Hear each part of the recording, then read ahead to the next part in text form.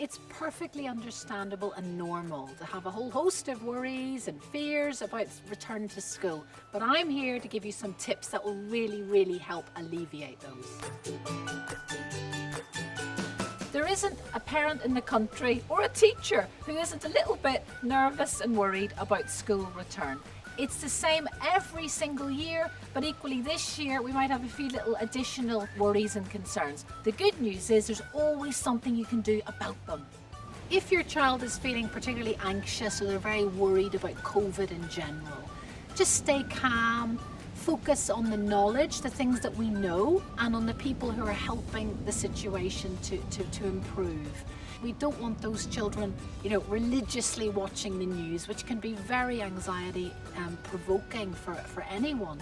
Some of you might be concerned that your children have lost some of their academic progress over lockdown, and it will have had implications for their work in September and their progress then. However, it's important to remember that you as the parent and carer are powerful when it comes to transforming academic outcomes. Just by caring, just by making sure they do a little bit of maths and English over the summer months, a little bit goes a very long way.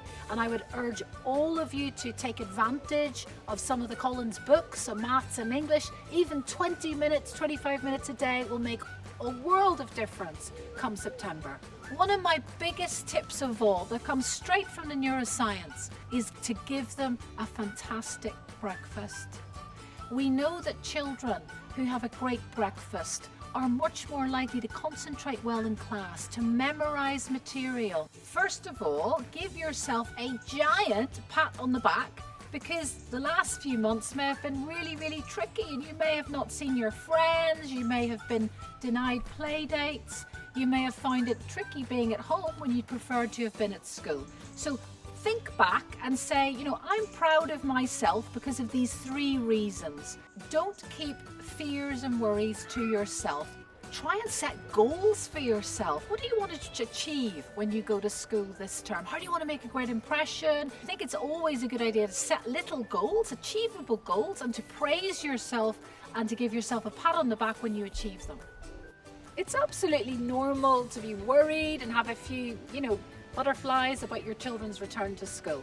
It is a time of joy and excitement because they are growing and developing and moving on to a new stage in their development, and that is something to celebrate.